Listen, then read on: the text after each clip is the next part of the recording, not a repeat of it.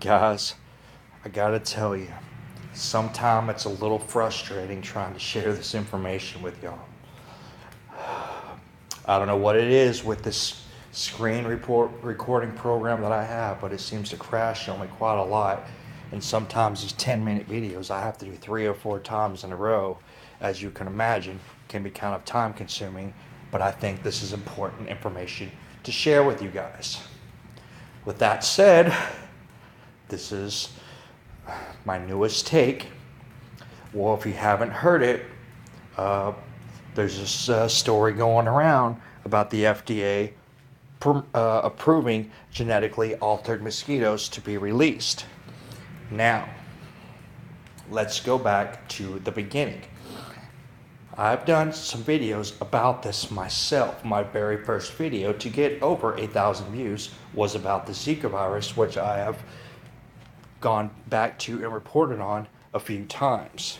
Now, I have tried previously to point out the Agenda 21 connection to Zika. Now, let's go and back to the beginning. Let's go over to the Olympics. A lot of people did not want to go to the Olympics at all because of all of the Zika outbreaks going on in Brazil. Now, obviously, for the most part, quite interestingly, the Zika virus doesn't seem to have any kind of real side effects. The only one side effect that they're talking about is that it can cause microcephaly in babies when they are born. And they're urging pregnant women not to have children in certain parts of the world.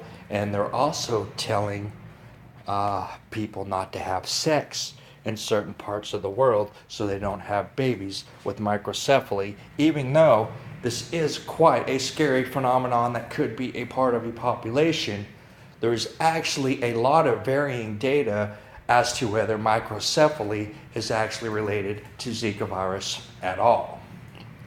Now, at some point a while back, there were some cases in Texas, there were some cases in Florida, but I would have to say for the most part, I haven't really heard a great deal about anything going on with Zika in America for the most part.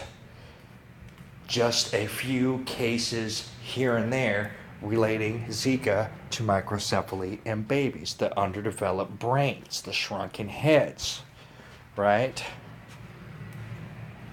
So at some point, several months ago,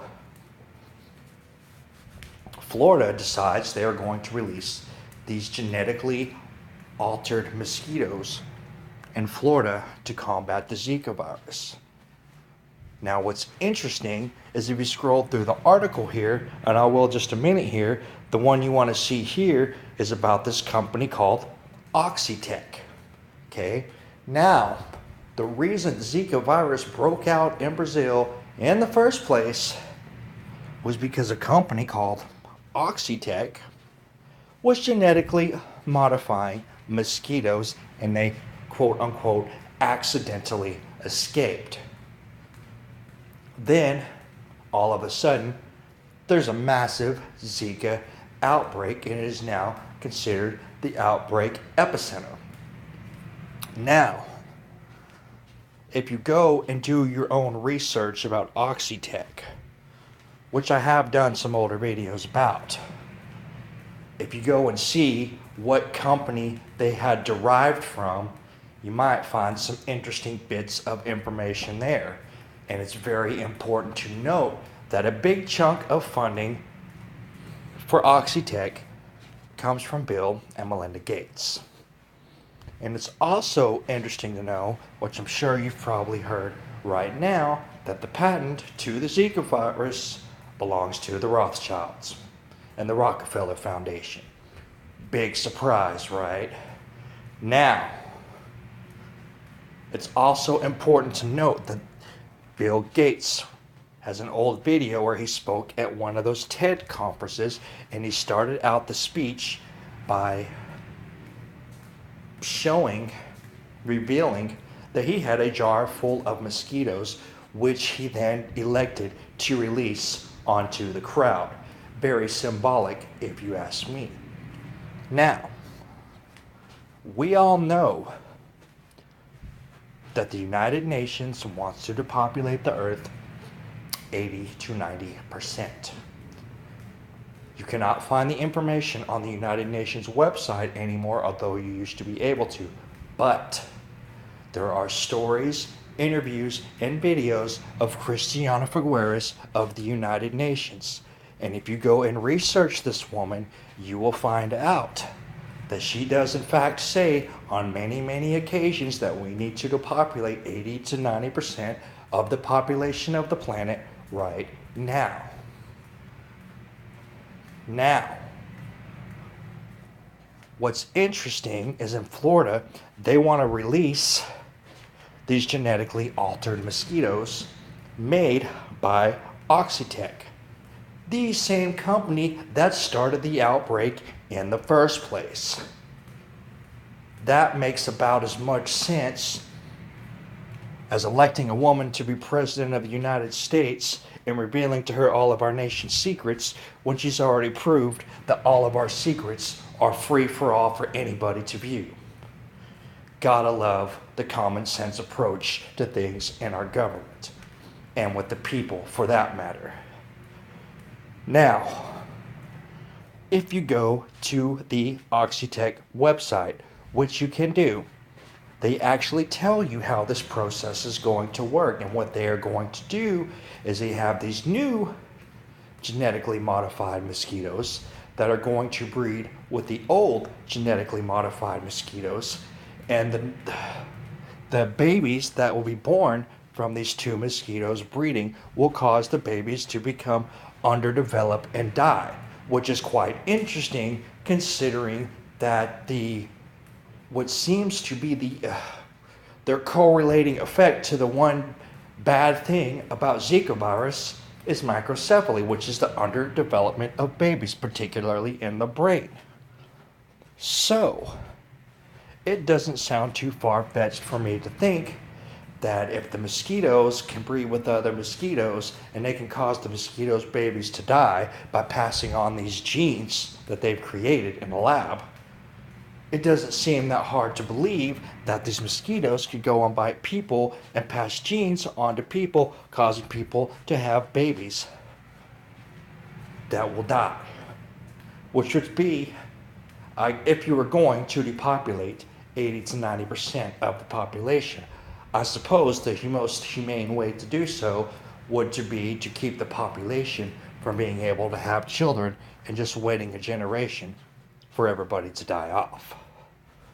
So, this is the terrifying part about this.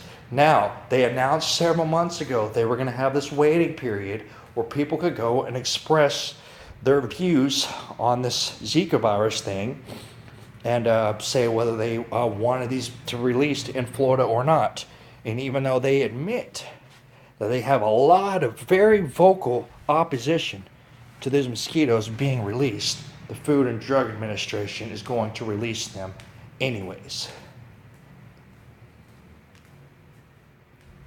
I think this is terrifying. I've seen way too many movies where some simple virus and an animal or a bug turns into a worldwide pandemic that wipes out a majority of the population. Now, obviously, I'm not claiming movies like Zombieland as my basis of evidence. I'm obviously not a scientist or a geneticist or anything like that. I'm not a biochemist, But let's use some common sense, America. If this thing is spreading a disease that's causing human babies not to die, and they're going to release mosquitoes that's going to cause baby mosquitoes not to die, then it sounds to me that they could be releasing their little army that's going to keep humans from being able to repopulate. So,